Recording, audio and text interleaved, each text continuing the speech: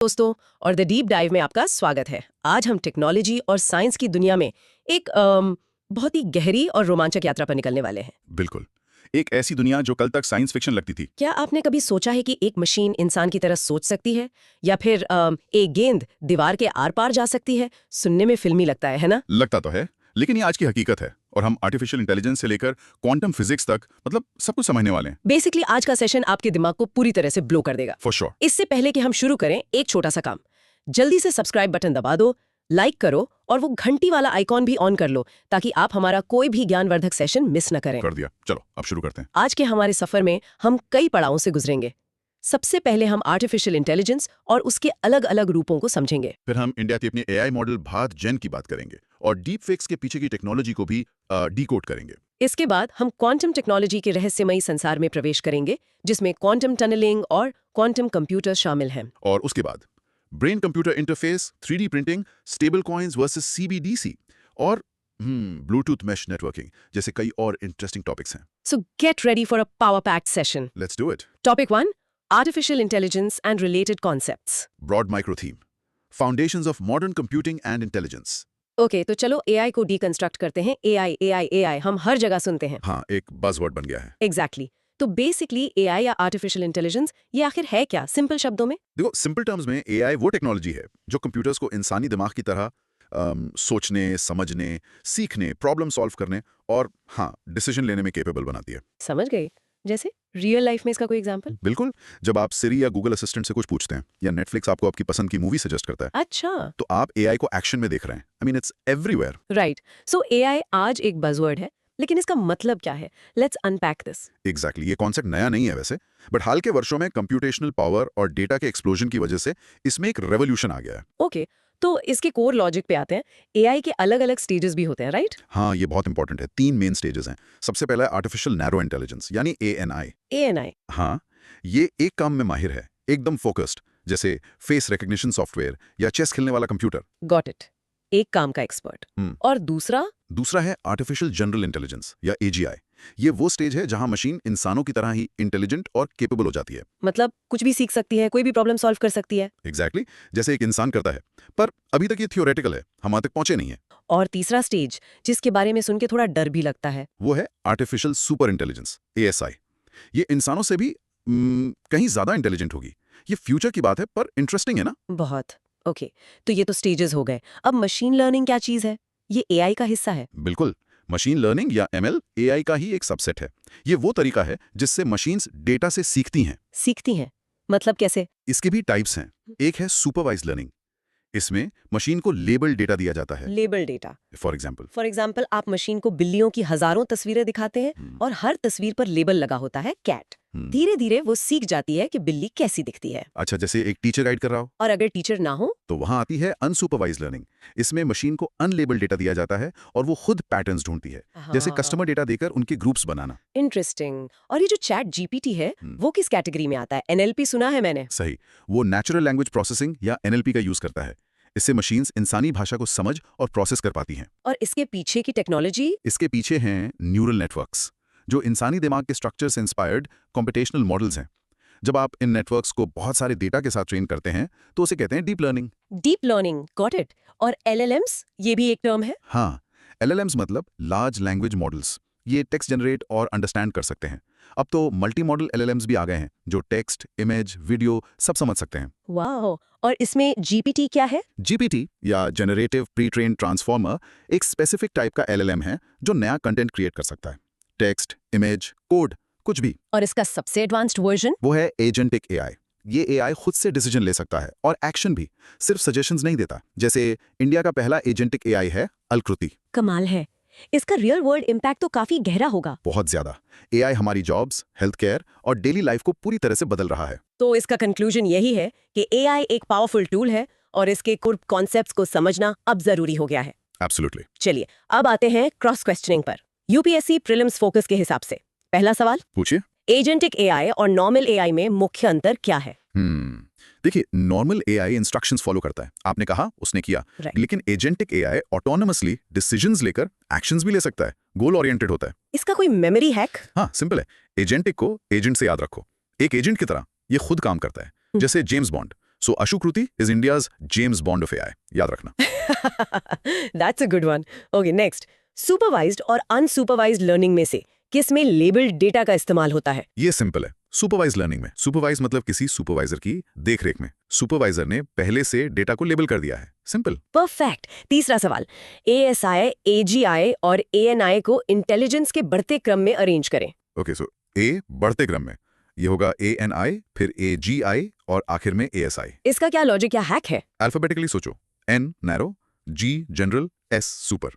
ये क्रम इंटेलिजेंस के लेवल को भी दिखाता है। नैरो सबसे कम, सुपर सबसे ज्यादा। ब्रिलियंट। चौथा सवाल, एनएलपी का पूरा नाम क्या है और इसका मुख्य कार्य क्या है? एनएलपी है नेचुरल लैंग्वेज प्रोसेसिंग और इसका काम कंप्यूटर्स को इंसानी भाषा समझाना है। Memory hack. इसके नाम में ही काम छिपा है। एनएलपी नेचुरल लैंग्वेज को प्रोसेस करना। सिंपल। ग्रेट। लास्ट क्वेश्चन इस सेक्शन का, मल्टीमोडल एलएलएम का क्या मतलब है? मल्टीमोडल एलएलएम का मतलब है कि ये एक से ज्यादा टाइप के डेटा जैसे टेक्स्ट, इमेज, ऑडियो, वीडियो, इन सब को समझ और प्रोसेस कर सकता है। और इसको कैसे याद रखें?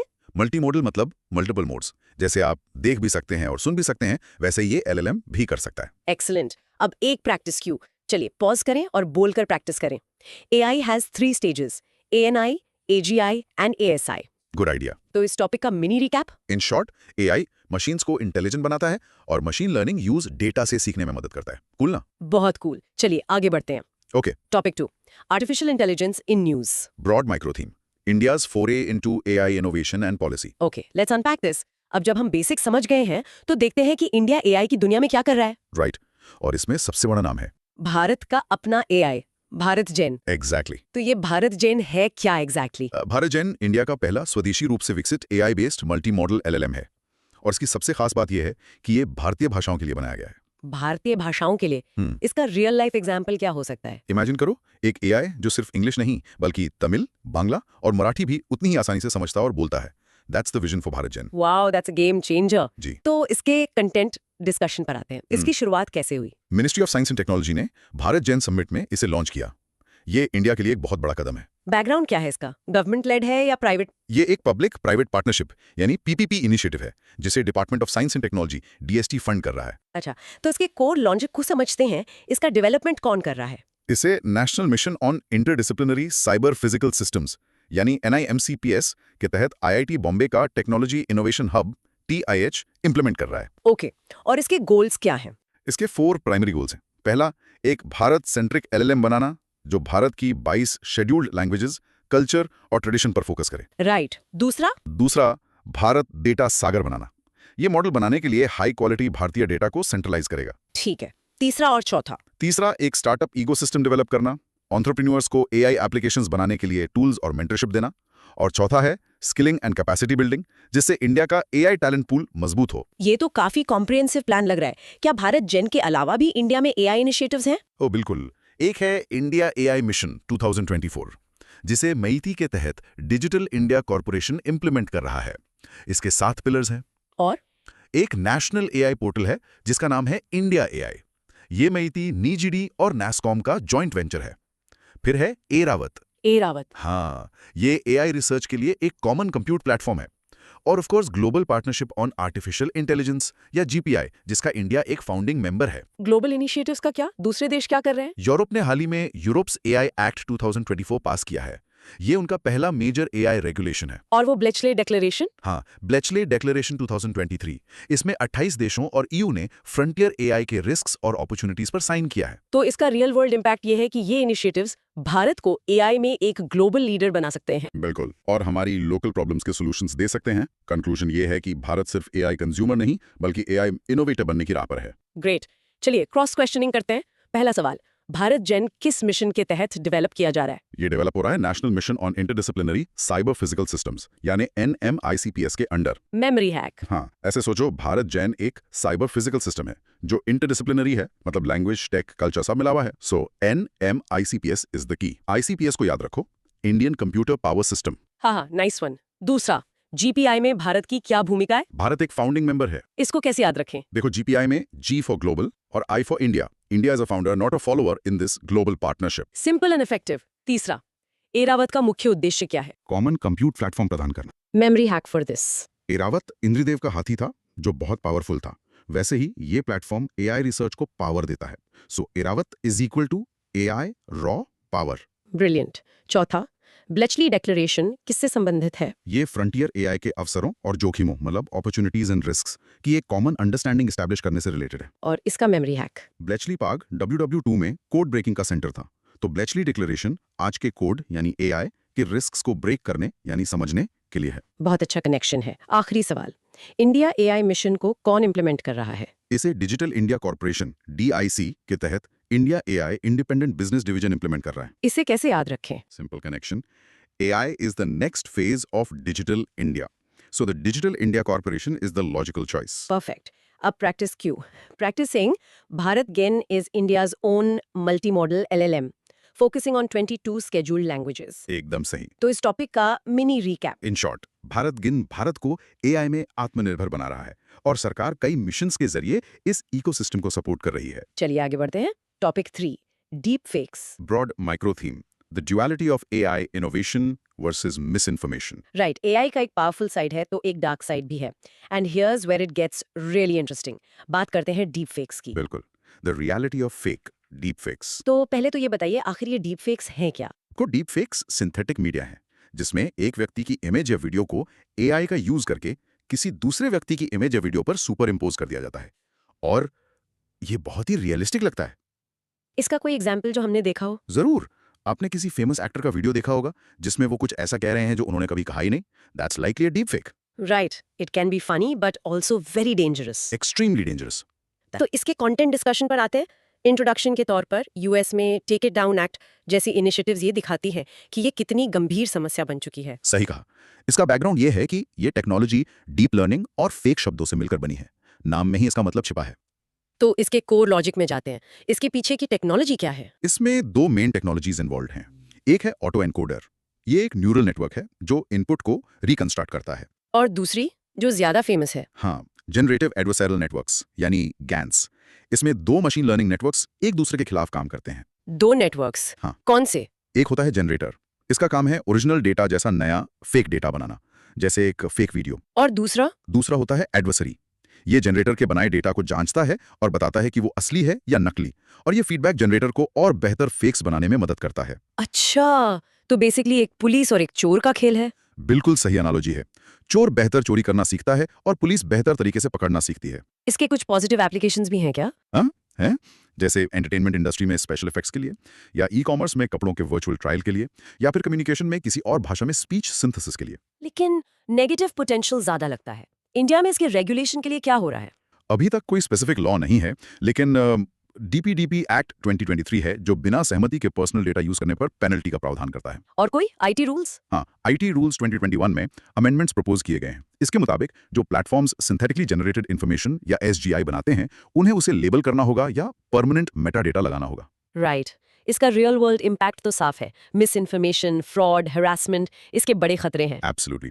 तो कंक्लूजन यही है कि डीप फेक टेक्नोलॉजी एक दो धारी तलवार है। रेगुलेशन और अवेयरनेस दोनों जरूरी है। बिल्कुल। Cross questioning time. पहला सवाल, डीप फेक बनाने में GANs के दो कंपोनेंट्स कौन से हैं? The generator and the adversary. इसका memory hack? GANs is equal to generator and adversary network. नाम में ही है, एक जनरेट करता है, दूसरा एडवर्सरी यानी विरोधी की तरह उसे पकड़ता है। परफेक्ट। दूसरा, भारत में डीप फेक्स को रेगुलेट करने के लिए कौन से नियमों में संशोधन प्रस्तावित है? इंफॉर्मेशन टेक्नोलॉजी IT रूल्स 2021 में। इसे कैसे याद रखें? Simple.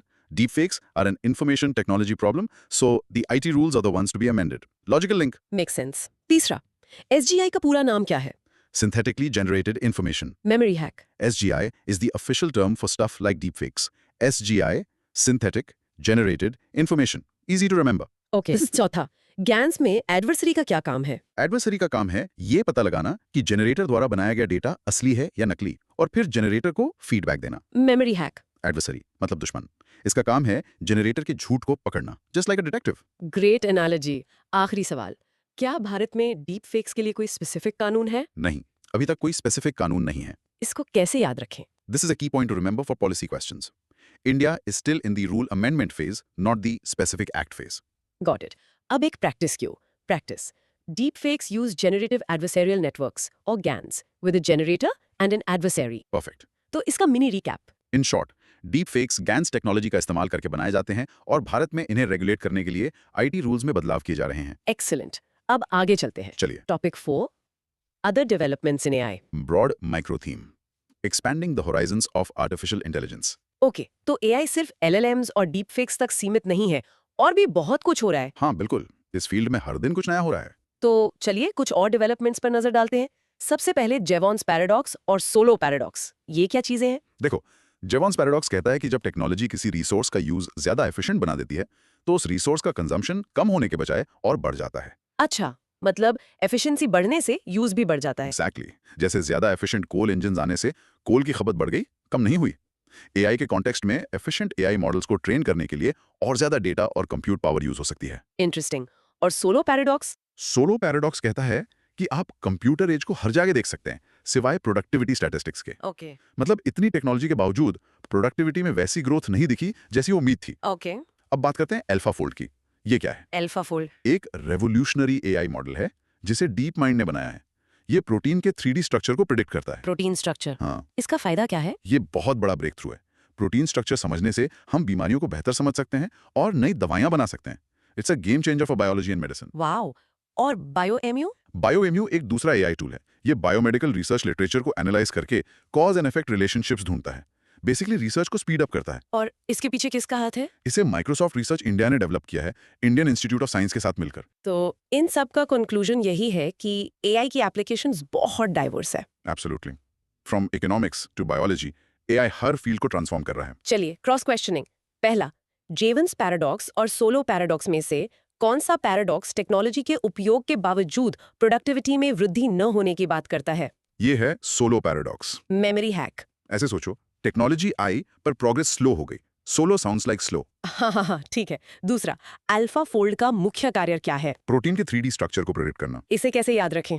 Alpha fold folds the protein, नाम में ही है। सिंपल। तीसरा, बायोएम्यू को किसने डेवलप किया है? माइक्रोसॉफ्ट रिसर्च इंडिया और इंडियन इंस्टीट्यूट ऑफ साइंस ने। इसका कोई hack? Bio emulates biological research, और इंडिया के टॉप रिसर्च इंस्टीट्यूट्स जैसे आईएससी इसमें इन्वॉल्व होंगे ही। Make sense. चौथा, जेवंस पैराडॉक्स एआई के कॉन्टेक्स्ट में क्या इंप्लाई कर सकता है? ये इंप्लाई कर सकता है कि जैसे जैसे एआई मॉडल्स ज्यादा एफिशिएंट होंगे, उनको ट्रेन करने के लिए डेटा और एनर्जी का कंजम्पशन कम होने के बजाय और बढ़ जाएगा। इसे कैसे याद रखें? Jevons is equal to jealous. Technology efficient हो गई पर रिसोर्सेज जेलस हो गए और उनका यूज बढ़ गया। थोड़ा अजीब है पर काम करेगा। क्रिएटिव है। पांचवा, अल्फा फोल्ड किस कंपनी ने बनाया है? डीप माइंड, जो गूगल की सब्सिडरी है। Memory hack? प्रोटीन फोल्डिंग एक बहुत डीप प्रॉब्लम है। इसको सॉल्व करने के लिए डीप माइंड की जरूरत पड़ेगी। परफेक्ट। अब प्रैक्टिस क्यों? Practice saying AlphaFold predicts the 3D structure of proteins. Good one. और mini recap. In short, AI सिर्फ बात नहीं करता, ये इकोनॉमिक पैराडॉक्सेस को हाईलाइट करता है और बायोलॉजी की सबसे बड़ी प्रॉब्लम्स को भी सॉल्व कर रहा है। एक्सीलेंट। अब हम एक बिल्कुल अलग दुनिया में चल रहे हैं। क्वांटम वर्ल्ड में। Topic 5, quantum technology. Broadly reality के नियमों को और भी ज्यादा बेंड करते हैं और सब एटॉमिक दुनिया में एंटर करते हैं। बिल्कुल। अगला टॉपिक है topic name, quantum technology. Broad micro theme, emerging technologies shaping our future. Okay, quantum technology आसान शब्दों में ये फील्ड क्वांटम मैकेनिक्स के सिद्धांतों का इस्तेमाल करती है, जो कि वो साइंस है जो बताता है कि मैटर और एनर्जी सबसे छोटे एटॉमिक और सब एटॉमिक लेवल्स पर कैसे बिहेव करते हैं। हाँ, और इसका एक शानदार रियल लाइफ एग्जाम्पल है MRI machine. Magnetic resonance imaging nuclear magnetic resonance नाम के एक क्वांटम प्रिंसिपल का इस्तेमाल करके हमारे शरीर के अंदर देखती है। तो ये सिर्फ थ्योरी नहीं है, ये हमारी हॉस्पिटल्स में ऑलरेडी है। चलिए और गहराई में चलते हैं। इसका इंट्रोडक्शन ये है कि क्वांटम दुनिया हमारी रोजमर्रा की दुनिया से अजीब तरीके से अलग है। यहाँ पार्टिकल्स सचमुच एक ही समय में कई जगहों पर हो सकते हैं।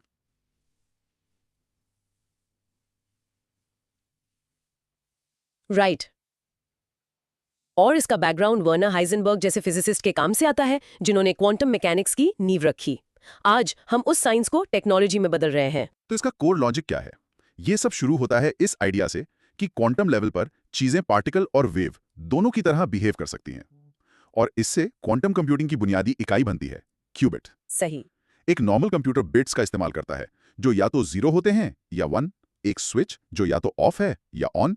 पर क्यूबिट इससे अलग कैसे है? एक क्यूबिट एक गेम चेंजर है। वो 0 हो सकता है, 1 हो सकता है, या फिर दोनों एक ही समय पर हो सकता है। ये दोनों वाली स्टेट एक की प्रिंसिपल, जिसे सुपरपोजिशन कहते हैं, की वजह से पॉसिबल है।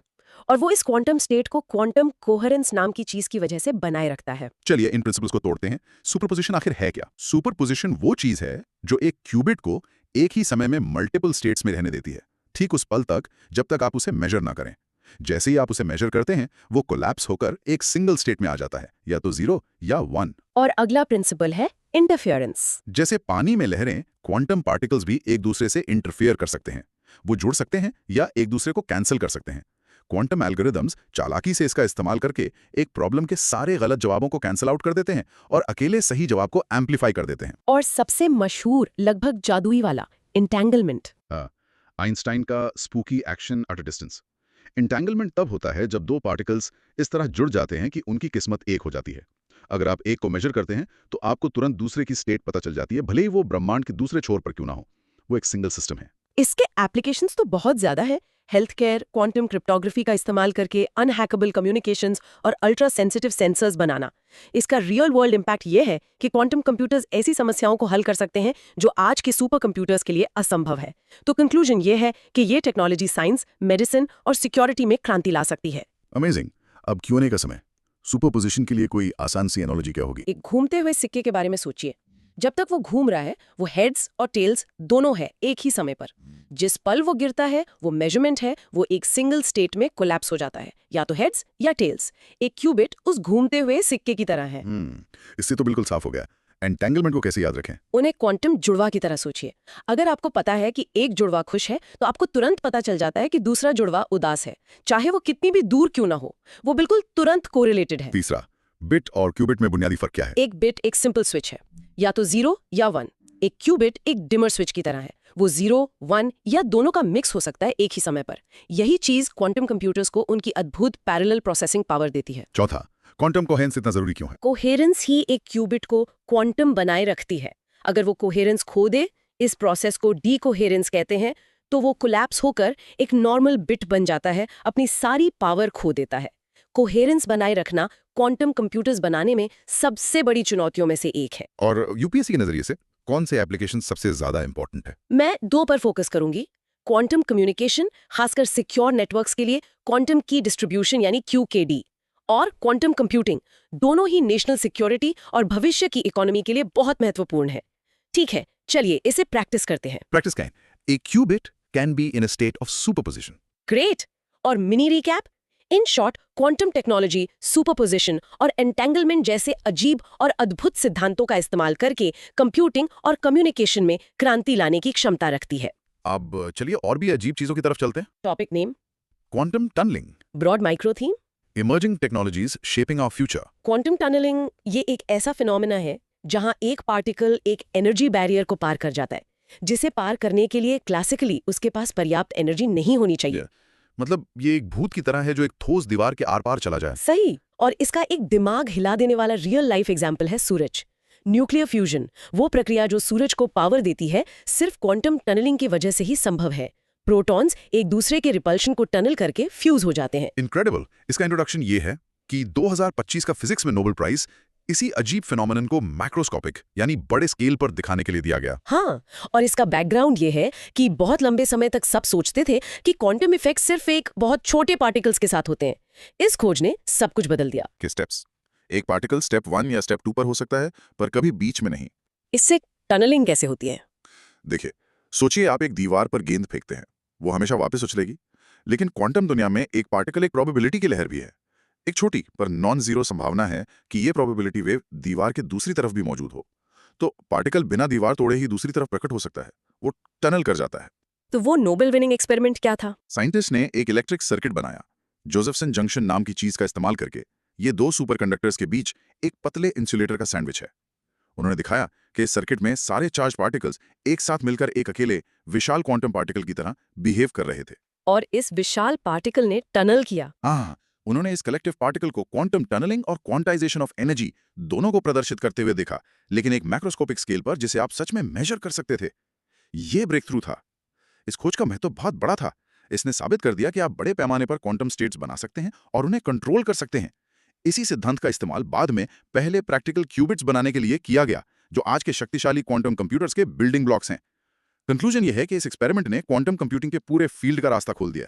चलिए इसे Q&A से पक्का करते हैं। उस नोबेल विनिंग एक्सपेरिमेंट में की कंपोनेंट क्या था? Josephson junction. ये नाम याद रखना ही होगा। ये वो सुपरकंडक्टर इंसुलेटर सुपरकंडक्टर सैंडविच है जो सब कुछ संभव बनाता है। इस एक्सपेरिमेंट का सबसे बड़ा ब्रेक थ्रू क्या था? ये साबित करना कि टनलिंग जैसे क्वांटम इफेक्ट्स एक मैक्रोस्कोपिक स्केल पर हो सकते हैं, सिर्फ अकेले एटम्स के साथ नहीं। ये एक पूरा गेम चेंजर था। क्वांटम टनलिंग का कोई और प्राकृतिक एग्जांपल दे सकते हैं? रेडियो एक्टिव डिके, खासकर अल्फा डिके। एक अल्फा पार्टिकल परमाणु के न्यूक्लियस से उस एनर्जी बैरियर को टनल करके बाहर निकल जाता है जो उसे अंदर बांधे रखना चाहिए। चौथा, इस खोज ने क्वांटम कंप्यूटिंग में ठीक-ठीक कैसे मदद की? इसने एक क्यूबिट कैसे बनाया जाए इसका ब्लूप्रिंट दिया। जोसेफसन जंक्शंस पर आधारित सर्किट्स अब सुपर कंडक्टिंग क्यूबिट्स का आधार हैं, जो गूगल और IBM जैसी कंपनियों द्वारा बनाए गए क्वांटम कंप्यूटर्स में इस्तेमाल होते हैं। और आखिरी सवाल, क्वांटाइजेशन ऑफ एनर्जी का आसान शब्दों में क्या मतलब है? इसका मतलब है कि एनर्जी डिस्क्रीट पैकेट्स या क्वांटा में आती है। ये एक निरंतर प्रवाह नहीं है। जैसे सीढ़ियों पर आप स्टेप 1 या स्टेप 2 पर हो सकते हैं, पर स्टेप 1.5 पर नहीं। पार्टिकल्स के लिए एनर्जी लेवल्स उन्हीं स्टेप्स की तरह हैं। ठीक है, अब प्रैक्टिस क्यू का समय। Practicing. Josephson junctions enable macroscopic quantum tunneling. Perfect. Mini recap. In short, एक नोबेल प्राइज विनिंग एक्सपेरिमेंट ने जोसेफसन जंक्शन का इस्तेमाल करके दिखाया कि क्वांटम टनलिंग बड़े स्केल पर भी हो सकती है, जिससे क्यूबिट्स का निर्माण संभव हुआ। ठीक है, क्वांटम दुनिया से चलिए वापस mission QKD. Broad micro theme, securing communication in the quantum age. Right. तो क्वांटम की डिस्ट्रीब्यूशन या QKD ये क्या है? QKD एक सिक्योर कम्युनिकेशन मेथड है। ये क्वांटम मैकेनिक्स के प्रिंसिपल्स का यूज करके क्रिप्टोग्राफिक कीज को शेयर करता है। क्रिप्टोग्राफिक कीज मतलब पासवर्ड्स जैसा कुछ? हाँ, एक तरह से डेटा को एनक्रिप्ट और डिक्रिप्ट करने के लिए। इसका रियल लाइफ एग्जांपल ये है कि इससे ऐसी कम्युनिकेशन लाइंस बनाई जा सकती हैं जिन्हें हैक करना इम्पॉसिबल हो। इम्पॉसिबल, वो कैसे? चलिए कंटेंट डिस्कशन में समझते हैं। इंट्रोडक्शन ये है कि जैसे जैसे क्वांटम कंप्यूटर्स आ रहे हैं, हमारे करंट इंक्रिप्शन मेथड्स खतरे में हैं। क्योंकि क्वांटम कंप्यूटर्स उन्हें आसानी से तोड़ सकते हैं। एग्जैक्टली इसका बैकग्राउंड यही है कि हमें एक नए क्वांटम प्रूफ इंक्रिप्शन की जरूरत है और वहां QKD काम आता है। तो इसका कोर लॉजिक क्या है? ये काम कैसे करता है? QKD में इंफॉर्मेशन द की फोटॉन्स यानी लाइट के पार्टिकल्स के थ्रू भेजी जाती है। हर फोटॉन की एक क्वांटम स्टेट होती है, जैसे उसका पोलराइजेशन। ठीक है। क्वांटम मैकेनिक्स का एक नियम है कि आप किसी क्वांटम स्टेट को मेजर किए बगैर उसके बारे में जान नहीं सकते, और जैसे ही आप उसे मेजर करते हैं आप उसे बदल देते हैं। अच्छा, तो अगर कोई हैकर ईव्सड्रॉपर बीच में इस की को पढ़ने की कोशिश करेगा तो वो उन फोटॉन्स की स्टेट को डिस्टर्ब कर देगा और सेंडर और रिसीवर को तुरंत पता चल जाएगा कि कोई छेड़छाड़ हुई है। वो उस की को डिस्कार्ड कर देंगे और नहीं भेजेंगे। वाओ, मतलब चोरी पकड़ी ही जाएगी। इसमें जोसेफिन जंक्शंस का क्या रोल है? Josephine junction super conducting detectors में यूज होते हैं जो सिंगल फोटॉन्स को डिटेक्ट कर सकते हैं। ये QKD सिस्टम्स के लिए बहुत जरूरी हैं। ये बेसिकली दो सुपर कंडक्टर्स हैं जिनके बीच में एक थिन इंसुलेटिंग लेयर होता है। तो इसका रियल वर्ल्ड इम्पैक्ट है अल्ट्रा सिक्योर कम्युनिकेशन। हाँ, मिलिट्री, बैंकिंग, गवर्नमेंट सीक्रेट्स सब के लिए गेम चेंजर है। कंक्लूजन, QKD हमारे डिजिटल कम्युनिकेशन को फ्यूचर प्रूफ बनाने का एक तरीका है। एकदम सही। चलिए क्रॉस क्वेश्चनिंग। पहला, QKD में अगर कोई ईव्सड्रॉपर की को इंटरसेप्ट करता है तो क्या होता है? ईव्सड्रॉपर फोटॉन्स की क्वांटम स्टेट को डिस्टर्ब कर देता है, जिससे सेंडर और रिसीवर को उसकी प्रेजेंस का पता चल जाता है। Memory hack. क्वांटम वर्ल्ड में देखना मतलब छूना, और जैसे ही चोर ने छुआ अलार्म बज गया। No silent spine.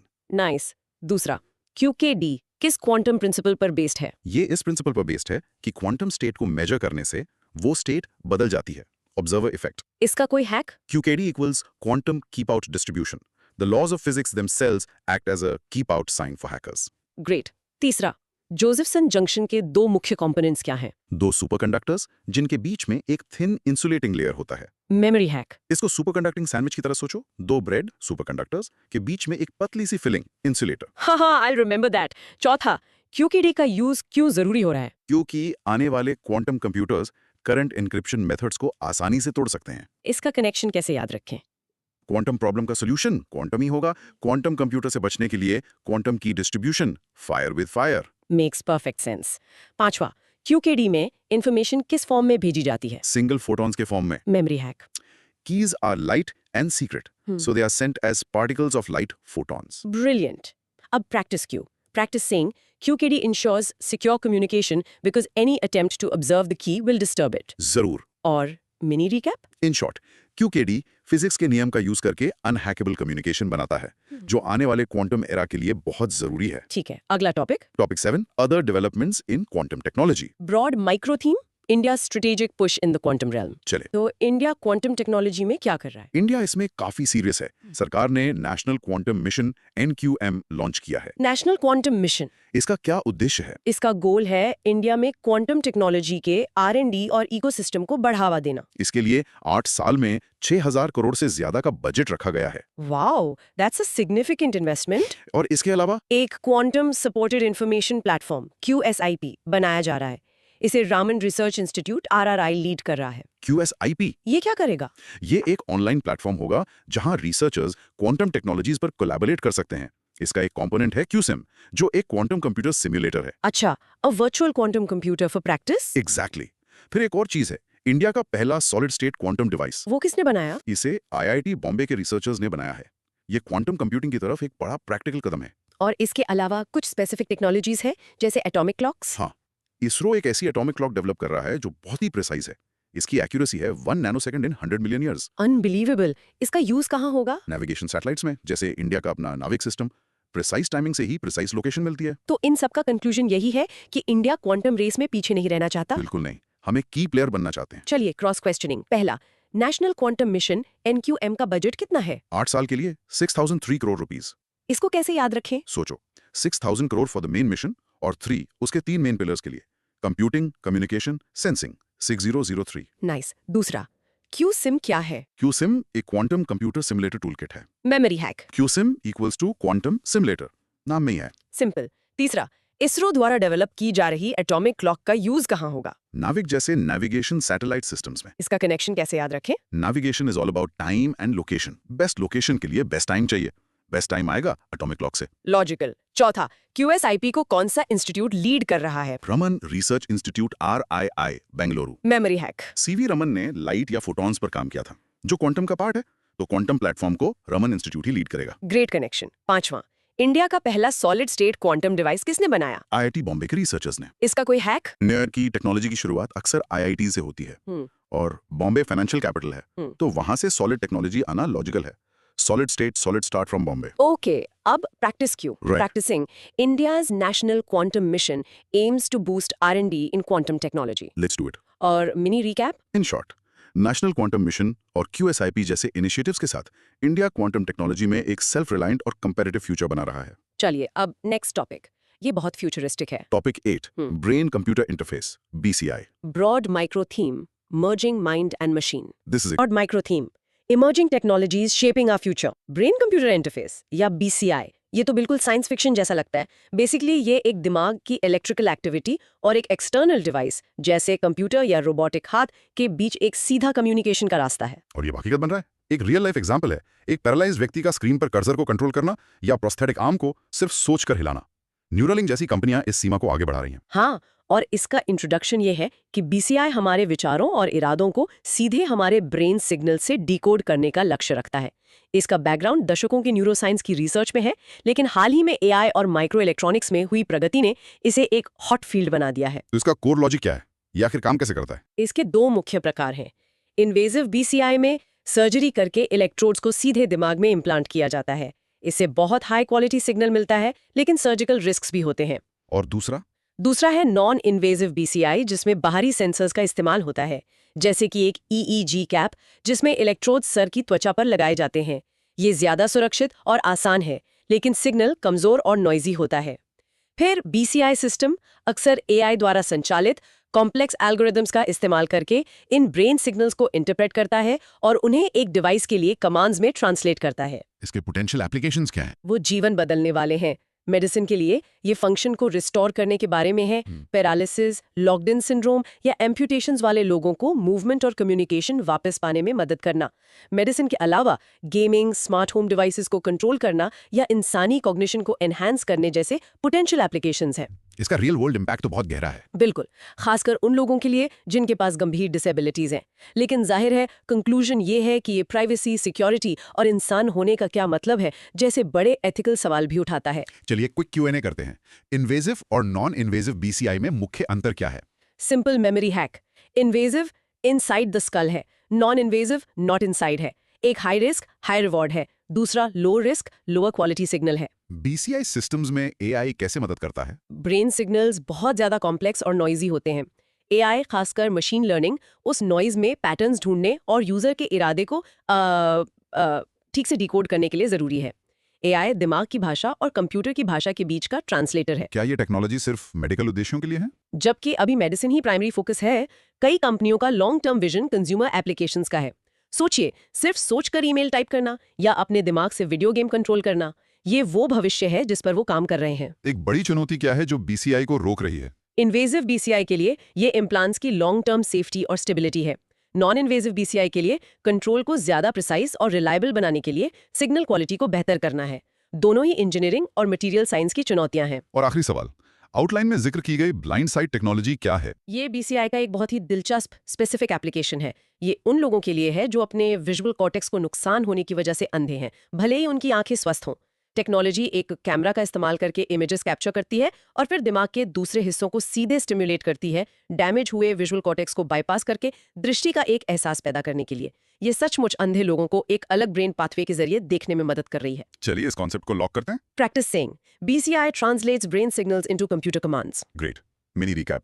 In short, brain computer interfaces दिमाग और मशीन के बीच एक सीधा लिंक बना रहे हैं, मेडिकल मरीजों के लिए उम्मीद ला रहे हैं और इंसानी इन्हांसमेंट के भविष्य पर सवाल उठा रहे हैं। अपने दिमाग से चीजें बनाने से चलिए अब मशीन से चीजें बनाने की तरफ बढ़ते हैं। Topic name 3D printing. Broad micro theme, emerging technologies shaping our future. 3D printing, जिसे एडिटिव मैन्युफैक्चरिंग भी कहते हैं, बेसिकली ये टेक्नोलॉजी एक डिजिटल फाइल से layer by layer 3 dimensional objects बनाती है। ये ट्रेडिशनल मैन्युफैक्चरिंग का उल्टा है, जहां आप एक मटेरियल के ब्लॉक से शुरुआत करते हैं और एक्स्ट्रा हिस्सा काट कर निकाल देते हैं। हाँ, और इसका एक शानदार रियल लाइफ एग्जाम्पल मेडिसिन में है, जहां डॉक्टर्स कस्टम सर्जिकल गाइड्स या पेशेंट स्पेसिफिक इम्प्लांट्स को 3D प्रिंट कर सकते हैं।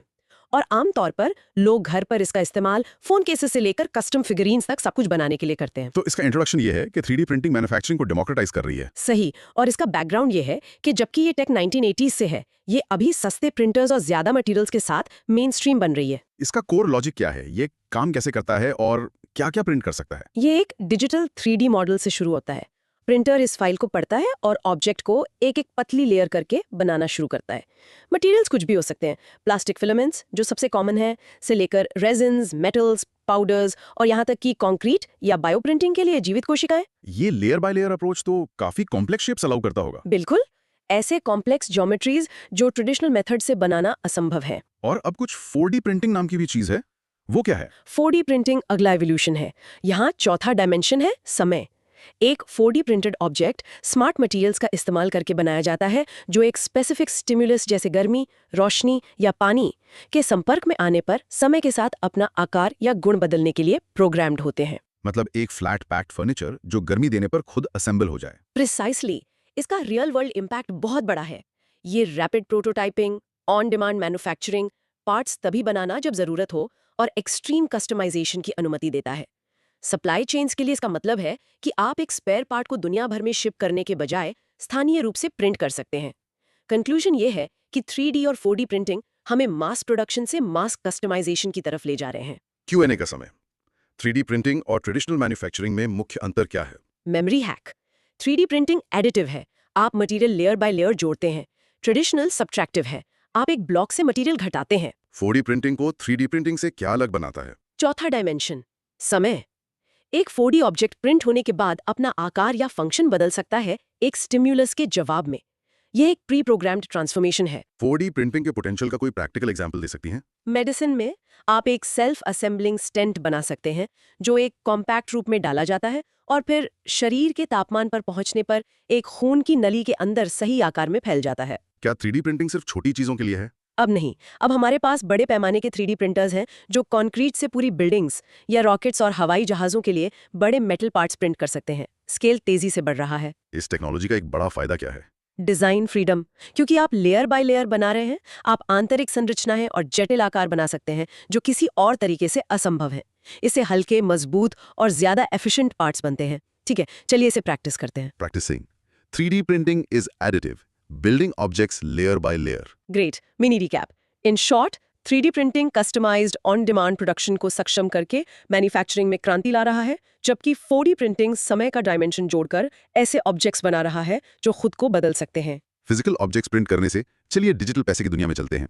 Topic name, stable coins and CBDC। Broad micro theme, emerging technologies shaping our future. Okay. Digital currency, हम बहुत सारे कंफ्यूजिंग टर्म्स सुनते हैं। स्टेबल कॉइन्स से शुरू करते हैं, ये क्या है? बेसिकली ये एक प्रकार की क्रिप्टो करेंसी है जिनकी वैल्यू किसी दूसरे एसेट जैसे यूएस डॉलर या सोना से जुड़ी होती है ताकि उनकी कीमत स्थिर रहे। राइट, एक रियल लाइफ एग्जांपल होगा टेथर यूएसडीटी या यूएसडी कॉइन यूएसडीसी। जैसे स्टेबल कॉइन, एक यूएसडीटी हमेशा एक यूएस डॉलर के बराबर रहने के लिए डिजाइन किया गया है। ये बिटकॉइन जैसे वॉलेटाइल क्रिप्टो करेंसीज से बहुत अलग है। बिल्कुल, इसका इंट्रोडक्शन ये है कि स्टेबल कॉइन्स क्रिप्टो के फायदे तेज ग्लोबल ट्रांजैक्शंस को ट्रेडिशनल करेंसी की स्थिरता के साथ जोड़ना चाहते हैं। इसका बैकग्राउंड वोलेटाइल क्रिप्टो इकोसिस्टम के अंदर एक विश्वसनीय माध्यम की जरूरत से आता है। तो ये एक प्राइवेट इनोवेशन हुआ। सरकारों का क्या? इससे हम आते हैं सीबीडीसी पर। सीबीडीसी का मतलब है सेंट्रल बैंक डिजिटल करेंसी। ये एक देश की फिएट करेंसी का डिजिटल रूप है जो सीधे सेंट्रल बैंक की जिम्मेदारी है। तो एक डिजिटल रूपी एक सीबीडीसी होगा जिसे रिजर्व बैंक ऑफ इंडिया जारी करेगा और सपोर्ट करेगा। इसका कोर लॉजिक क्या है? इनमें फर्क क्या है? मुख्य अंतर यह है कि इन्हें कौन जारी करता है और बैक करता है। स्टेबल कॉइन्स प्राइवेटली जारी किए जाते हैं और उनकी स्थिरता उस प्राइवेट कंपनी पर निर्भर करती है जो रिजर्व्स रखती है। और सीबीडीसी सरकारी तौर पर जारी किए जाते हैं जिन पर सरकार का पूरा विश्वास और क्रेडिट होता है, बिल्कुल फिजिकल कैश की तरह। दो प्रकार के सीबीडीसी होते हैं, रिटेल सीबीडीसी आम जनता के इस्तेमाल के लिए जैसे हर किसी के लिए एक डिजिटल वॉलेट, और होलसेल सीबीडीसी वित्तीय संस्थानों द्वारा इंटर बैंक सेटलमेंट्स के लिए। इन टेक्नोलॉजीज का रियल वर्ल्ड इम्पैक्ट क्या है? स्टेबल कॉइन्स पहले से ही क्रिप्टो ट्रेडिंग की दुनिया का एक आधार है। दूसरी तरफ सीबीडीसीज राष्ट्रीय भुगतान प्रणालियों में क्रांति ला सकते हैं, उन्हें ज्यादा कुशल बना सकते हैं और वित्तीय समावेशन को बढ़ावा दे सकते हैं। लेकिन इसके कुछ कंसर्न्स भी हैं ना? हाँ, ये प्राइवेसी के बारे में चिंताएं भी बढ़ाते हैं क्योंकि एक सेंट्रल बैंक संभवतः सभी ट्रांजैक्शंस को ट्रैक कर सकता है। कंक्लूजन ये है कि हम डिजिटल करेंसीज के भविष्य की तरफ बढ़ रहे हैं, लेकिन प्राइवेट और पब्लिक मॉडल्स के बीच बहस अभी भी बहुत एक्टिव है। चलिए Q&A में जाते हैं। एक स्टेबल कॉइन और एक सीबीडीसी में बुनियादी अंतर क्या है? Memory hack, stable coin private है, सीबीडीसी सेंट्रल बैंक, पब्लिक सरकारी है। यह सबसे महत्वपूर्ण अंतर है। अगर हमारे पास डॉलर्स पहले से हैं तो हमें स्टेबल कॉइन्स की जरूरत क्यों है? क्रिप्टो की दुनिया में ट्रेडिशनल बैंक्स और क्रिप्टो एक्सचेंजेसों के बीच ट्रांजैक्शंस धीमे और महंगे हो सकते हैं। स्टेबल कॉइन्स एक स्थिर डॉलर समतुल्य एसेट प्रदान करते हैं जो ब्लॉकचेन पर रहता है, जिससे क्रिप्टो इकोसिस्टम के अंदर लगभग तुरंत 24/7 ट्रांजैक्शंस हो सकते हैं। सरकारों के लिए सीबीडीसी बनाने का मुख्य कारण क्या है? पेमेंट सिस्टम की एफिशिएंसी बढ़ाना और लागत कम करना, प्राइवेट क्रिप्टो करेंसीज के बढ़ते प्रभाव का मुकाबला करना और उन लोगों के लिए वित्तीय समावेशन बढ़ाना जिनके पास ट्रेडिशनल बैंकिंग तक पहुंच नहीं हो सकती। आपने रिटेल और होलसेल सीबीडीसीज का जिक्र किया। हर एक का इस्तेमाल कौन करता है? याद रखना आसान है, रिटेल आपके और मेरे लिए आम जनता जो रोजमर्रा के पेमेंट्स करती है, होलसेल बड़े लोगों के लिए है, बैंक्स जो आपस में बड़े ट्रांजैक्शन सेटल करते हैं। सीबीडीसीज के साथ एक बड़ी चिंता क्या है? प्राइवेसी, क्योंकि एक सीबीडीसी सीधे सेंट्रल बैंक की जिम्मेदारी होगी। एक चिंता है कि सरकार के पास अपने नागरिकों द्वारा किए गए हर एक ट्रांजैक्शन का पूरा लेजर हो सकता है, जिसके बड़े प्राइवेसी इंप्लीकेशंस हैं। ठीक है, चलिए इस मुख्य अंतर को प्रैक्टिस करते हैं। Practicing, stable coins are private, CBDCs are issued by a central bank. Perfect. Mini recap. In short, stable coins कीमत की स्थिरता के लिए प्राइवेट क्रिप्टो का जवाब है, जबकि सीबीडीसीज डिजिटल राष्ट्रीय मुद्रा के भविष्य के लिए सरकार का विजन है। ओके, हमारे आखिरी सेगमेंट के लिए कुछ quick fire super important developments. Right, tech tidbits from Bluetooth to telesurgery. ये एक मिक्स्ड बैग है जिसमें हम ब्लूटूथ मैश नेटवर्किंग से लेकर भारत के अपने सर्जिकल रोबोट तक कई कटिंग एज टेक्नोलॉजीज पर नजर डालेंगे। इसका रियल लाइफ एग्जांपल ये हो सकता है कि इमेजिन करो, बिना इंटरनेट या मोबाइल नेटवर्क के भी आप अपने दोस्तों से चैट कर सकते हैं। हाँ, that's what Bluetooth mesh networking can do. तो इंट्रोडक्शन यही है कि ये छोटी छोटी खबरें दिखाती हैं कि टेक्नोलॉजी कितनी तेजी से और कितने अलग अलग क्षेत्रों में आगे बढ़ रही है। बिल्कुल, तो शुरू करते हैं ब्लूटूथ मैश नेटवर्किंग से। ठीक है, इसकी ऐप है बिचैट, जिसे ट्विटर के को फाउंडर ने बनाया है। ये काम कैसे करता है? ये डिवाइसेस का एक मल्टी हॉप नेटवर्क बनाता है। डेटा एक डिवाइस से दूसरे पर हॉप करता है जब तक डेस्टिनेशन तक न पहुंच जाए। Many to many communication. इसके फायदे? कोई सेंट्रल डेटाबेस नहीं, एंड टू एंड एन्क्रिप्टेड और एनोनिमस, कोई रजिस्ट्रेशन नहीं, privacy focused. Cool. Next, project Waterworth. ये मेटा का प्रोजेक्ट है, दुनिया का सबसे लंबा subsea fibre optic cable project. India में कहाँ आ रहा है? 2 लैंडिंग साइट्स है, मुंबई और विशाखापट्टनम। Okay, next, Vikram 3201। ये भारत का पहला 32 बिट प्रोसेसर है। इसे इसरो के लॉन्च व्हीकल्स के लिए क्वालिफाई किया गया है। किसने बनाया? VSC यानी इसरो और SCL चंडीगढ़ ने मिलकर। एक और है कल्पना 3201। Got it. नेक्स्ट है फास्टैग। ये रेडियो फ्रीक्वेंसी आइडेंटिफिकेशन यानी RFID टेक्नोलॉजी पर काम करता है। विंडस्क्रीन पर लगा टैग टोल प्लाजा पर रेडियो वेव्स के जरिए कम्युनिकेट करता है। और पेमेंट लिंक्ड अकाउंट से हो जाती है? इसे एनपीसीआई ने बनाया, राइट? हाँ, अंडर नेटसी प्रोग्राम। अब आते हैं डिजिटल ट्विन पर। ये क्या है? ये किसी भी फिजिकल ऑब्जेक्ट, पर्सन या प्रोसेस का डिजिटल रिप्रेजेंटेशन है, एक डिजिटल जुड़वा। हाँ। इसका यूज ये रियल टाइम डेटा का यूज करके रियल सिचुएशंस को सिमुलेट करता है ताकि बेहतर डिसीजन लिए जा सकें। और आखिर में SSI मंत्रा। ये भारत का स्वदेशी सर्जिकल रोबोटिक सिस्टम है। इसकी अचीवमेंट क्या है? इसने 10,000 किलोमीटर दूर से दुनिया की पहली कार्डियक टेली सर्जरी की। Amazing, right? Truly amazing. इन सब का रियल वर्ल्ड इम्पैक्ट यही है कि ये इनोवेशंस, कम्युनिकेशन, स्पेस, ट्रांसपोर्ट, हर जगह इंडिया की कैपेबिलिटीज बढ़ा रहे हैं। Absolutely. Conclusion? Innovation is happening everywhere, in big missions and in smaller, crucial technologies. चलिए, इसका फाइनल क्रॉस क्वेश्चनिंग राउंड। पहला, ब्लूटूथ मैश नेटवर्किंग की सबसे बड़ी प्राइवेसी फीचर क्या है? कोई सेंट्रल डेटाबेस नहीं होना और रजिस्ट्रेशन की जरूरत ना होना। Memory hack. Mesh is messy for snoopers. कोई सेंट्रल पॉइंट नहीं अटैक करने के लिए, कोई यूजर डेटा नहीं है चुराने के लिए। Total privacy. हाँ हाँ, नाइस।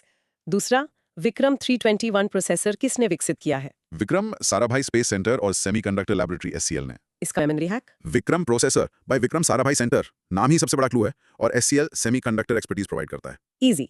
तीसरा, फास्टैग किस तकनीक पर आधारित है? Radio frequency identification, RFID। Memory hack? FASTag helps you go fast. RFID uses radio frequency which travels fast. Fast radio is equal to FASTag. Perfect logic. चौथा, SSI मंत्रा क्या है? भारत का स्वदेशी सर्जिकल रोबोटिक सिस्टम। इसे कैसे याद रखें? सर्जरी में एक डॉक्टर का हाथ एक मंत्रा की तरह स्टेडी होना चाहिए। SSI मंत्रा सर्जन्स के लिए वही स्टेडी रोबोटिक हैंड है। Great analogy. पांचवा, डिजिटल ट्विन और एक नॉर्मल 3D मॉडल में क्या अंतर है? Digital twin real time data का यूज करता है और फिजिकल ऑब्जेक्ट के साथ साथ अपडेट होता रहता है, जबकि 3D मॉडल स्टैटिक होता है। Memory hack.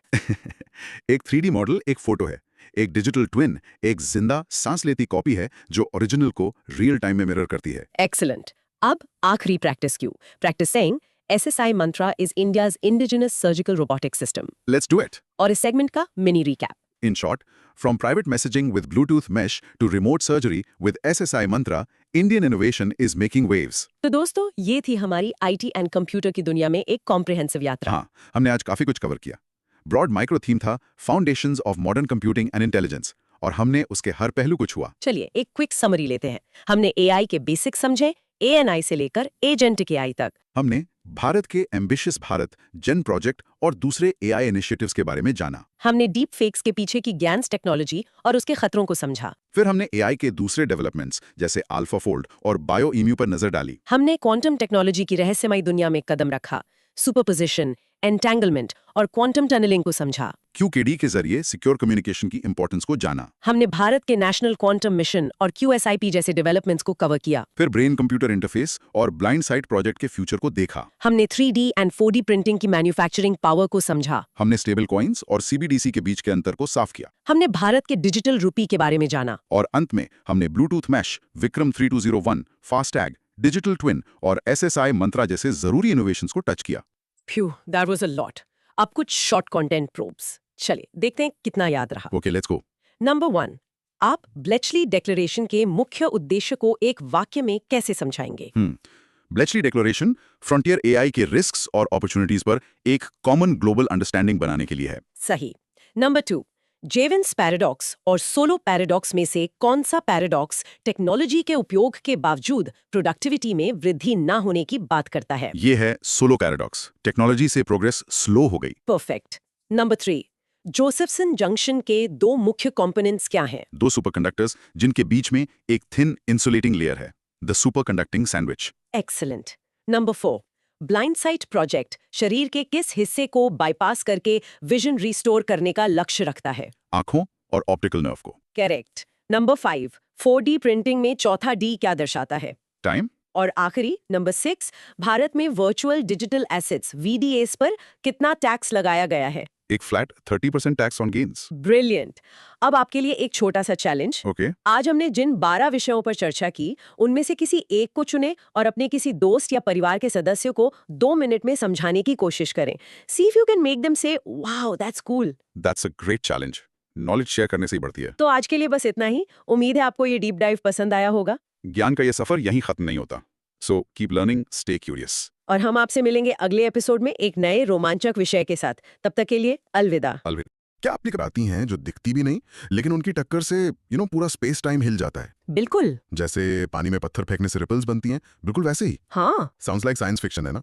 लगता तो है, बट ये रियल है। आज हम ऐसी ही कमाल की चीजों के बारे में बात करेंगे। डेफिनेटली। तो आगे बढ़ने से पहले जल्दी से सब्सक्राइब बटन दबा दो, like a particle hitting a detector. Nice analogy. और नोटिफिकेशन बेल ऑन कर लो ताकि आप कोई भी कॉस्मिक अपडेट मिस ना करो। चले, बिल्कुल। आज का हमारा सफर बहुत एक्साइटिंग होने वाला है। I can't wait. हम शुरू करेंगे ब्लैक होल मर्जर की माइंड ब्लोइंग कहानी से। ओके। फिर हम यूनिवर्स के गोस्ट पार्टिकल्स यानी न्यूट्रिनो से मिलेंगे। The spooky ones, got it. उसके बाद हम दुनिया की सबसे बड़ी मशीन सर्न के लार्ज हाइड्रॉन कलाइडर की सैर करेंगे। The big bang mission. Exactly. और आखिर में हम यूनिवर्स के एक बड़े राज ऑर्डिनरी मैटर के गुमशुदा हिस्से को ढूंढेंगे। वाओ। तो सीट बेल्ट्स लगा लो। Okay, let's start with the first topic. Let's do it. Topic name 3.1 black hole merger. Broad micro theme, cosmic events and fundamental particles. Okay, let's unpack this. Basically black hole merger का मतलब है जब दो black holes जो space में ऐसी जगह हैं जहां से लाइट भी नहीं बच सकती, करेक्ट। एक दूसरे के करीब आकर स्पाइरल करते हुए आखिर में एक हो जाते हैं। एकदम कॉस्मिक डांस जैसा। एग्जैक्टली। इसे समझने के लिए एक सिंपल एनालॉजी सोचो। ओके, एक ट्रैम्पोलिन है जो हमारा स्पेस टाइम है। Right, the fabric of the universe. अब उस पर दो भारी बॉलिंग बॉल्स रख दो।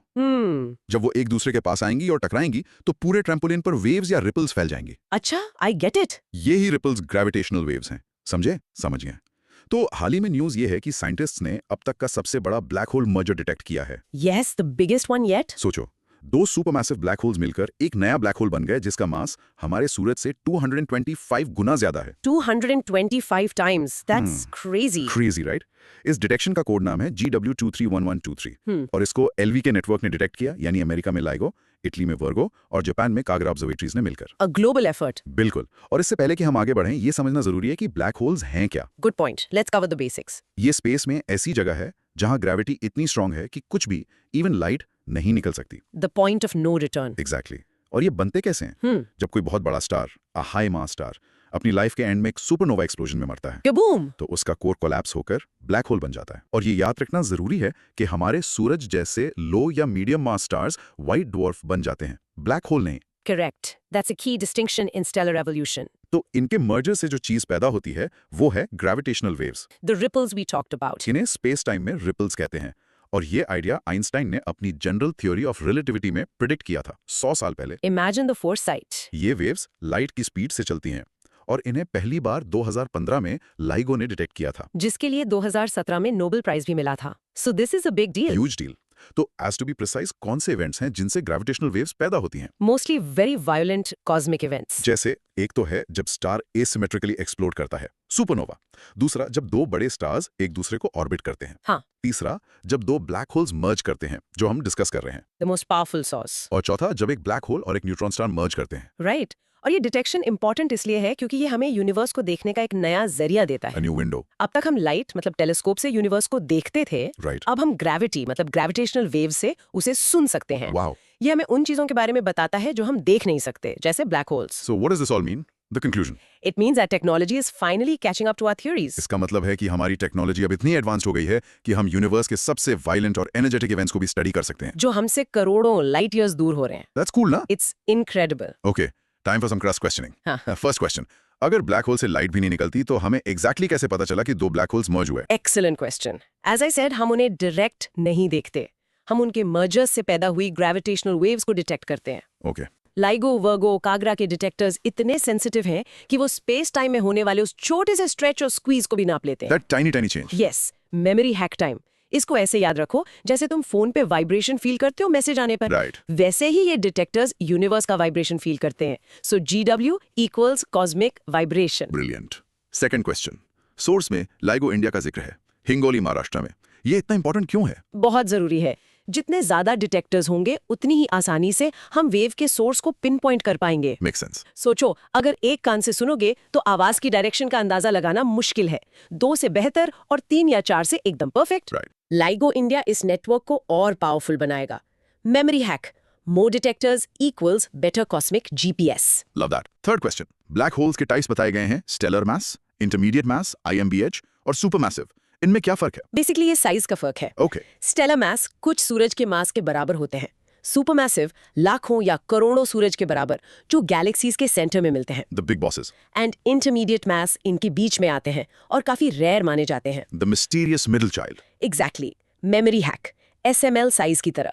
Stellar equals small, supermassive equals large, intermediate equals medium and mysterious. Perfect. Fourth question, क्या ग्रेविटेशनल वेव्स हमें अफेक्ट करती हैं? Should we be worried? हंसते हुए, थ्योरेटिकली हाँ। जब एक वेव हमारे पास से गुजरती है तो वो हमें थोड़ा सा स्ट्रेच और स्क्वीज करती है। रियली? आइगो जैसे सुपर सेंसिटिव इंस्ट्रूमेंट्स ही इसे डिटेक्ट कर सकते हैं, तो डरना नहीं। Good to know. Final question on this topic. Einstein ने 100 साल पहले इन वेव्स को प्रेडिक्ट किया था। उन्हें कैसे पता चला? Einstein's genius, that's the simple answer. हाँ। उनकी जनरल थ्योरी ऑफ रिलेटिविटी ने बताया कि ग्रेविटी स्पेस टाइम में एक कर्वेचर है। The trampoline analogy again. Yes, उन्होंने सोचा कि अगर मैसिव ऑब्जेक्ट्स मूव करेंगे, एक्सेलरेट करेंगे, तो इस कर्वेचर में वेव्स पैदा होनी चाहिए, बिल्कुल जैसे पानी में चलती नाव वेव्स पैदा करती है। A logical leap. एंड 100 साल बाद हमने उन वेव्स को डिटेक्ट कर लिया। Memory hack, Einstein's brain equals cosmic crystal ball. Okay, a quick break. चलो pause करो and practice saying the LVK network comprising LIGO, Virgo and Kagra detected gravitational waves from a massive black hole merger. Go on, try it. It helps. So, the mini recap in short. Scientists ने अब तक का सबसे बड़ा black hole merger detect किया है, जिसने gravitational waves पैदा की और इससे यूनिवर्स को समझने का एक नया रास्ता खुला है। Awesome. चलो अब बात करते हैं यूनिवर्स के सबसे मिस्टीरियस पार्टिकल्स की। Next topic. Ready? Topic name? 3.2 neutrino, broad micro theme. Cosmic events and fundamental particles. Neutrinos, इन्हें घोस्ट पार्टिकल्स भी कहते हैं। बेसिकली ये सब एटॉमिक पार्टिकल्स हैं जिनका कोई इलेक्ट्रिकल चार्ज नहीं होता, साइज ऑलमोस्ट जीरो होता है और मास बहुत ही छोटा होता है। The ultimate introverts of the particle world. Imagine करो, हर सेकंड आपके अंगूठे के नाखून से 100 बिलियन न्यूट्रिनोज गुजर रहे हैं जो सूरज से आ रहे हैं। 100 बिलियन पर सेकंड। पर सेकंड। और आपको बिल्कुल पता नहीं चलता, माइंड ब्लोइंग। क्योंकि ये मैटर के साथ इंटरैक्ट ही नहीं करते। ये घोस्ट की तरह दीवारों, जमीन और आपके आर पार निकल जाते हैं। Here's where it gets really interesting. अभी चाइना में दुनिया का सबसे बड़ा neutrino detector Juno, Jiangmen underground neutrino observatory, activate हुआ है। A huge new eye on the universe. और ये जमीन से 700 मीटर नीचे है। ऐसा इसलिए ताकि जमीन की ऊपरी परत बाकी सब इंटरफेयरिंग पार्टिकल्स जैसे म्यूऑन्स को रोक ले और सिर्फ न्यूट्रिनोज ही डिटेक्टर तक पहुंच पाएं। It's like building an observatory in a cave to avoid city lights. Here the light pollution is other particles. Exactly. Neutrinos universe में फोटॉन्स, और to be precise light particles के बाद सेकंड मोस्ट अबंडेंट पार्टिकल्स हैं। So there are tons of them. Tons. लेकिन इन्हें detect करना बेहद मुश्किल है। Because they're ghost, क्योंकि ये सिर्फ वीक न्यूक्लियर फोर्स और ग्रेविटी के थ्रू ही इंटरैक्ट करते हैं। इन पर मैग्नेटिक फील्ड्स का भी कोई असर नहीं होता। So they travel in a straight line. Exactly. इसलिए ये अपने सोर्स से सीवी लाइन में ट्रैवल करते हैं at nearly the speed of light. तो जूनो के गोल्स क्या हैं? What are they trying to find out? 2 main goals हैं। ओके। पहला, मास हायरार्की पता करना। न्यूट्रिनोज के 3 टाइप्स और फ्लेवर्स होते हैं, इलेक्ट्रॉन, मियॉन और टाउ। जूनो ये पता लगाएगा कि इनमें से कौन सा सबसे भारी है और कौन सा सबसे हल्का। अ कॉस्मिक वेन। दूसरा गोल है ऑसिलेशन फ्रीक्वेंसी को मेजर करना। ऑसिलेशन मतलब न्यूट्रिनोज ट्रैवल करते वक्त एक टाइप से दूसरे टाइप में बदलते रहते हैं। This shape shift. In a way yes. इस बदलाव की फ्रीक्वेंसी क्या है ये जूनो मेजर करेगा। And why does this matter? Well, neutrinos को समझना हमें यूनिवर्स के फंडामेंटल वर्किंग्स के बारे में बताता है। The basic rules of the game. ये जवाब देने में मदद करेंगे जो हम अभी तक नहीं जानते। Exactly. It's like unlocking a secret level in the game of physics. I like that, a secret level. Okay, cross questioning time. First, इन्हें गोस्ट पार्टिकल्स क्यों कहते हैं? कोई और आसान एग्जांपल है? सोचो तुम एक ऐसी बॉल फेंक रहे हो जो हर चीज के आर पार चली जाती है, दीवार, घर, लोग, बिना किसी को टच किए। Okay, an intangible ball. Neutrinos बिल्कुल वैसे ही हैं, इसलिए ghost particles. And the memory hack is in the name. Neutrino equal to neutral, no charge, plus tiny equal to nearly invisible ghost. Got it. Second question, अगर ये interact नहीं करते तो जूनो इन्हें डिटेक्ट कैसे करता है? Great point. वो 99.999% टाइम इंटरैक्ट नहीं करते, लेकिन कभी-कभी 1 in a trillion एक न्यूट्रिनो किसी एटम के न्यूक्लियस से टकरा जाता है। That's a rare event.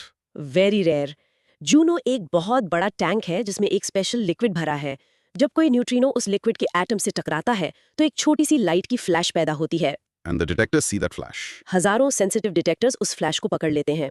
Memory hack, JUNO is equals to giant neutrino catcher using flashes of light. Cool.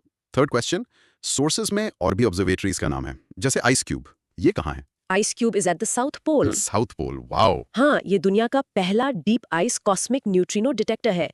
वहाँ उन्होंने बर्फ के अंदर 1 क्यूबिक किलोमीटर में डिटेक्टर्स लगाए हैं। अमेजिंग। फिर है कैटरिन जर्मनी में, और इंडिया का INO India based neutrino observatory Tamil Nadu में बोडी हिल्स में बन रहा है। Good to know. And the hack? Memory hack, IceCube, south pole ice, INO India, KATRIN, Germany. Location से नाम याद रखो। ओके, फोर्थ क्वेश्चन, ये मास हायरार्की इतनी बड़ी चीज क्यों है? मास पता करने से क्या होगा? फिजिक्स के स्टैंडर्ड मॉडल में न्यूट्रिनोज को मासलेस माना गया था, right, they were supposed to have zero mass. लेकिन ऑसिलेशन डिस्कवरी ने प्रूव किया कि उनका मास है। अब उनका एग्जैक्ट मास और हायरार्की, मतलब कौन भारी कौन हल्का, जानना जरूरी है। व्हाई? ये हमें स्टैंडर्ड मॉडल से आगे की फिजिक्स समझने में मदद करेगा, मे बी डार्क मैटर जैसे मिस्ट्री सॉल्व करने में भी। Memory hack, mass hierarchy is equal to ranking the neutrinos first, second, third by weight to win the prize of new physics. Make sense.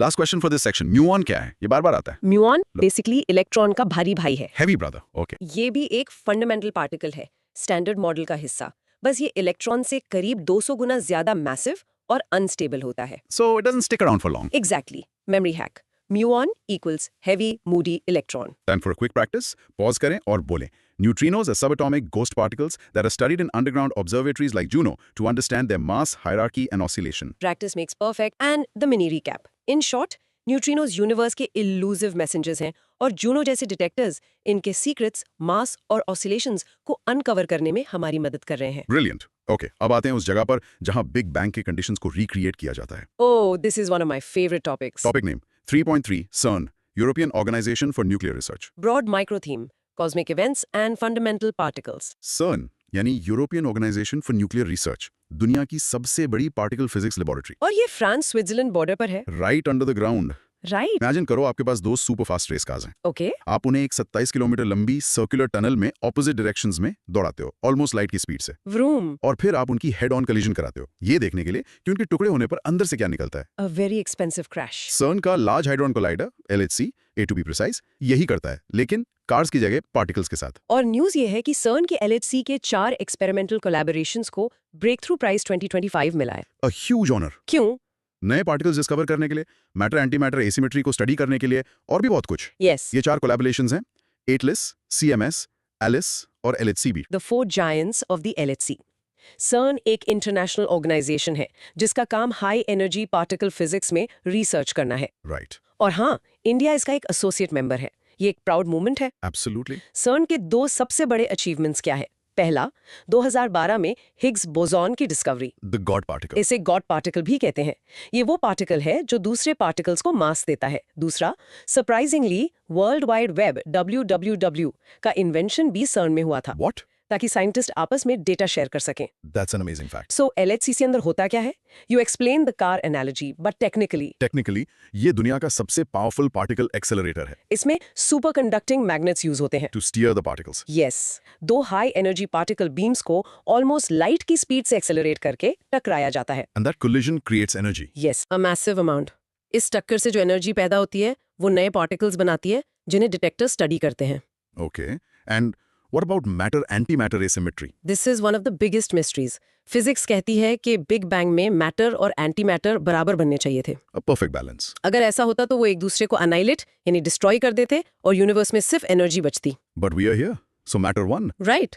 मतलब matter जीत गया। क्यों? इसका जवाब LHC ढूंढ रहा है। The real world impact is huge. CERN में जो रिसर्च होती है वो हमारी यूनिवर्स की फंडामेंटल अंडरस्टैंडिंग को बढ़ाती है. Beyond pure science. एब्सोल्युटली. इसके अलावा यहाँ डेवलप हुई टेक्नोलॉजीज, मेडिकल इमेजिंग जैसे PET scans, oh wow, computing, the grid और इंडस्ट्री में भी काम आती हैं। सो CERN सिर्फ गॉड पार्टिकल ढूंढने की जगह नहीं है, ये एक इनोवेशन हब है जो पूरी ह्यूमैनिटी को आगे बढ़ा रहा है. Well said. It's a beacon of human curiosity and collaboration. Time for cross questions. First, ये हिग्स बोसॉन या गॉड पार्टिकल का कॉन्सेप्ट थोड़ा और आसान भाषा में समझा सकते हो? जरूर। इमेजिन करो एक पार्टी रूम है जो हिग्स फील्ड है। Okay, I am at a party. जब कोई फेमस सेलिब्रिटी जैसे एक मैसिव पार्टिकल रूम में एंटर करता है तो लोग, A to be precise, Higgs bosons उसके आसपास जमा हो जाते हैं जिससे उसका चलना मुश्किल हो जाता है। Right, everyone wants an autograph. ये मुश्किल ही मास है। राइट. अगर कोई नॉन फेमस पर्सन जैसे एक मासलेस फोटोन एंटर करता है तो कोई ध्यान नहीं देता और वो आसानी से निकल जाता है। Brilliant analogy. And the hack? Memory hack. Higgs field equals cosmic party, mass equals popularity. Perfect. Second question, India as an associate member का क्या फायदा है? इससे इंडियन साइंटिस्ट्स को CERN के एक्सपेरिमेंट्स में डायरेक्ट एक्सेस मिलता है। हमारे स्टूडेंट्स वहां काम कर सकते हैं। Great opportunity. और इंडिया की कंपनीज CERN के लिए हाई टेक कंपोनेंट्स बना सकती हैं। ये टेक्नोलॉजी ट्रांसफर और साइंटिफिक ग्रोथ के लिए एक ह्यूज अपॉर्चुनिटी है। Fantastic. Memory hack. India plus CERN is equal to access to the world's biggest science lab. Third question, matter anti matter asymmetry का क्या मतलब है और सीपी वायलेशन क्या है? एंटी मैटर मैटर का exact as to be precise आईना है, बस ऑपोजिट चार्ज के साथ। Mirror image. एसिमेट्री का मतलब है कि यूनिवर्स में मैटर बहुत ज्यादा है और एंटी मैटर ऑलमोस्ट नहीं है। The great imbalance. CP symmetry कहती है कि अगर आप एक पार्टिकल को उसके एंटी पार्टिकल से बदल दो सी और आईने में देखो पी, तो फिजिक्स के लॉज सेम रहने चाहिए। But they don't always. Right. सर्न ने देखा कि कुछ पार्टिकल्स बैरियॉन्स में ये सिमेट्री टूट जाती है। इसे कहते हैं सीपी वायोलेशन। ये इस असिमेट्री का एक पॉसिबल रीजन हो सकता है। So it's a clue. एक major clue memory hack. Matter-antimatter asymmetry is the case of the missing identical twin. CP violation is the clue that explains why one twin, matter, survived. Excellent hack. Fourth question. LHC के 4 experiments, Atlas, CMS, Alice, LHCb, क्या अलग-अलग काम करते हैं? हाँ, वो अलग-अलग camera हैं जो collision को अलग-अलग एंगल से देखते हैं। Okay. Atlas और CMS general purpose detectors हैं जिन्होंने हिग्स बोसन को ढूंढा। The all-rounders. Alice big bang के तुरंत बाद जो प्लाज्मा था उसे स्टडी करता है। Going back in time. और LHCb मैटर एंटीमैटर एसिमेट्री पर फोकस करता है। The specialist. Yes, memory hack. ACAL.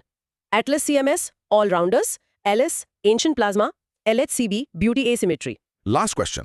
This is the one I'm curious about.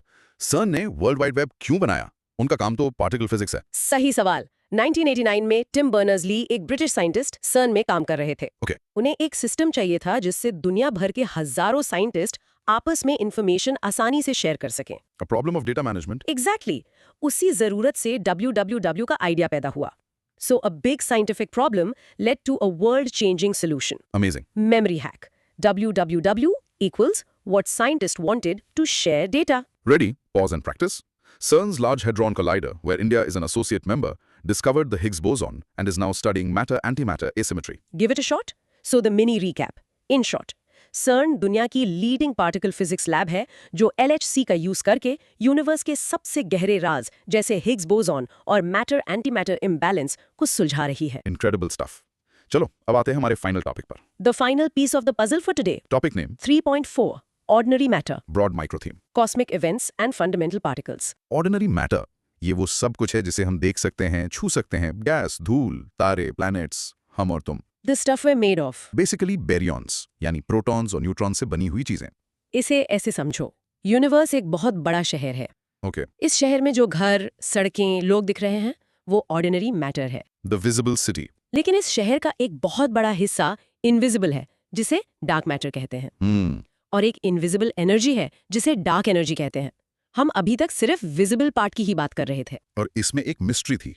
जब साइंटिस्ट ने यूनिवर्स के सारे ऑर्डिनरी मैटर को जोड़ा तो उन्हें जितना मिलना चाहिए था उतना नहीं मिला। An accounting error in the cosmos. कुछ हिस्सा मिसिंग था। Vanished. लेकिन अब हार्वर्ड एंड स्मिथसोनियन और कैलटेक के साइंटिस्ट ने फास्ट रेडियो बर्स्ट्स FRBs का यूज करके इस मिसिंग मैटर को ढूंढ लिया है। The cosmic detectives have solved the case. पहले ये समझो कि ऑर्डिनरी मैटर है कहाँ। Okay, the distribution. इसका सिर्फ 24% हिस्सा गैलेक्सीज मतलब स्टार्स, प्लैनेट्स एक्सेट्रा में है। Only a quarter. Where's the rest? बाकी का 76% इंटरगैलेक्टिक मीडियम यानी IGM में है, यानी गैलेक्सीज के बीच की खाली जगह में बहुत ही पतली गैस के फॉर्म में। Wow, so most of it is between the galaxies. Yes, and please इसे डार्क मैटर से कंफ्यूज मत करना। डार्क मैटर यूनिवर्स का 27% हिस्सा बनाता है, लेकिन वो लाइट के साथ इंटरैक्ट नहीं करता, इसलिए वो इनविजिबल है। Right. ऑर्डिनरी मैटर और डार्क मैटर दोनों में मास होता है और दोनों ग्रेविटी एक्सर्ट करते हैं। तो इस मिसिंग मैटर को ढूंढा कैसे गया? FRBs की मदद से। FRBs क्या है? ये दूसरी गैलेक्सी से आने वाले रेडियो वेव्स के बहुत ही पावरफुल मिलीसेकंड लॉन्ग ब्लास्ट्स हैं। So super short, super powerful bursts of radio. Exactly scientist ने इन FRBs को कॉस्मिक फ्लैशलाइट्स की तरह यूज किया। The analogy makes sense. Shining a light through the dark. जब एक FRB स्पेस से ट्रेवल करता है तो रास्ते में आने वाले matter, out to be precise, वो पतली गैस की वजह से उसकी अलग-अलग वेवलेंथ्स थोड़ी डिस्पर्स हो जाती हैं, जैसे प्रिज्म से लाइट फैलती है। हाँ, so the gas leaves a sort of fingerprint on the light. A fingerprint on the radio wave, yes. ये डिस्पर्जन कितना हुआ है, इसे नापकर साइंटिस्ट ने पता लगा लिया कि रास्ते में कितना मैटर था, और वॉला, मिसिंग मैटर मिल गया। ये एक बहुत बड़ी डिस्कवरी है। इसने पहली बार हमें कॉस्मिक वेब में मैटर के डिस्ट्रीब्यूशन का डायरेक्ट मेजरमेंट दिया है। We mapped the invisible gas.